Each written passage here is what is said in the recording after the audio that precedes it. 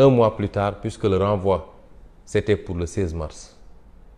Là aussi, le monde entier a vu que sur la route du tribunal, les forces de défense et de sécurité, sur instruction de Macky Sall via son ministre de l'Intérieur, ont bloqué mon convoi, ont gazé mes accompagnants, en ont arrêté beaucoup qui croupissent encore aujourd'hui dans les geôles de Macky Sall, ont cassé la vitre de ma voiture une deuxième fois, et quand j'ai pu m'en extirper pour entrer dans un autre véhicule, ils sont revenus casser la vitre de ce véhicule, mais plus grave encore, m'ont aspergé d'un liquide qui, plus tard, s'est avéré être un liquide toxique qui aurait pu me coûter la vie si je n'étais pas sorti très tôt de la voiture, si j'étais resté dans un environnement clos.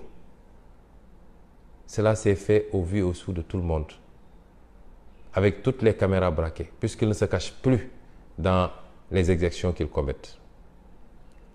Chers amis, chers concitoyens, chers amis étrangers, ces faits sont d'une particulière gravité.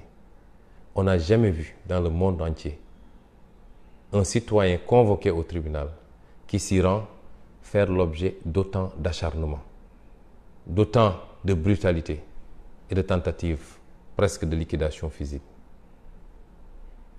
On n'a jamais vu un citoyen qui, à chaque fois qu'il est convoqué au tribunal, 48 heures avant, ou même plus, est prisonnier de Macky Sall. Je ne dis même pas sa maison, mais tout son quartier est barricadé. Ses enfants n'ont pas le droit de sortir pour aller à l'école. Sa famille, même chose. Ses amis et ses proches, ses parents ne peuvent pas accéder à son domicile. Sur aucune base légale. Et cela ne semble même pas émouvoir certains Sénégalais. J'ai l'impression que quand il s'agit de Ousmane Sonko, tout est permis. Certains pensent que c'est normal. Certains applaudissent même. Heureusement, une petite minorité. Parce que l'écrasante majorité des Sénégalais, de tous âges, de toute religion, de tout sexe, de toute considération, dénonce, déplore et condamne fermement ces agissements. Est-ce que aller au tribunal répondre à une convocation peut justifier tout cela? Chaque jour, des centaines de citoyens sont convoqués au tribunal. Le plaignant lui-même va au tribunal. Il se choisit l'itinéraire qu'il veut pour se rendre au tribunal. Au nom de quoi veut-on m'imposer le contraire? Et pire encore, même dans l'enceinte du tribunal, nous ne sommes pas en sécurité. Puisqu'on interdit à ma sécurité d'accéder au tribunal. On interdit à mes militants d'accéder au tribunal. Au même moment, on permet aux plaignants de venir avec sa sécurité et avec ses militants. La dernière fois, nous avons fait l'objet d'une agression dans l'enceinte même du tribunal, avec la complicité des forces de défense et de sécurité. Comment voulez-vous qu'un citoyen aille répondre dans ces conditions? Et pire encore, que la justice soit complice de ces agissements. Parce que lorsque je me suis présenté devant le juge, avec des habits déchirés, où il y avait les traces des produits dont j'avais été aspergé, le juge a refusé d'en tenir compte pour vouloir coûte que coûte retenir l'affaire, or même que mes avocats n'avaient pas pu encore accéder au dossier. Ce n'est plus de la justice, c'est du banditisme judiciaire.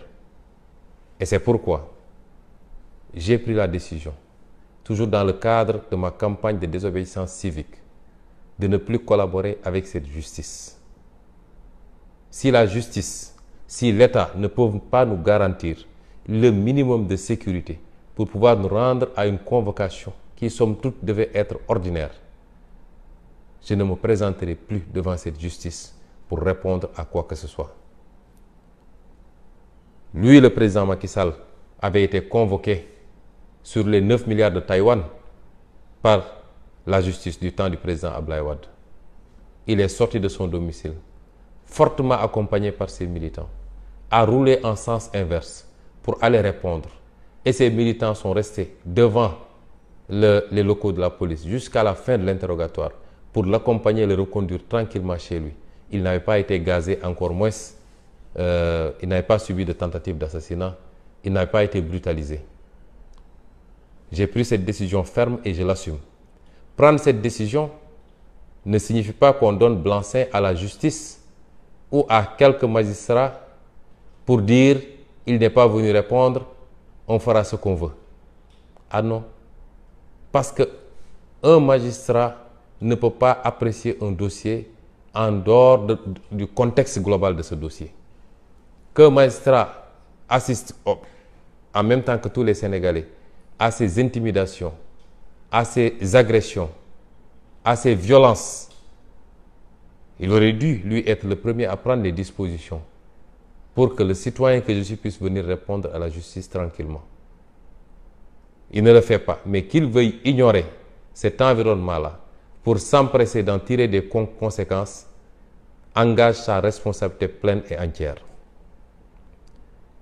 Je veux dire à ces magistrats que le Sénégal est plus grand que nous tous.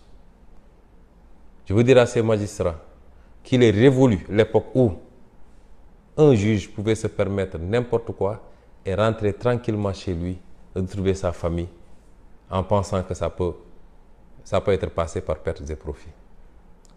Je veux dire à ces magistrats que ce que le Macky Sall vous demande, puisqu'il dit que c'est une affaire de la justice, et c'est ça la lâcheté de certains hommes politiques, il ne veut même pas endosser la responsabilité de la liquidation de Ousmane Sonko, mais il se défausse sur vous.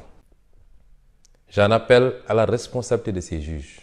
Ce que Macky Sall vous demande de faire, c'est d'être les éléments qui vont stopper un projet pour lequel l'écrasante majorité des Sénégalais et beaucoup d'Africains nourrissent aujourd'hui un espoir sans fin. Je n'ai jamais volé, je n'ai jamais violé, je n'ai jamais été corrompu, je n'ai jamais corrompu. Je peux dire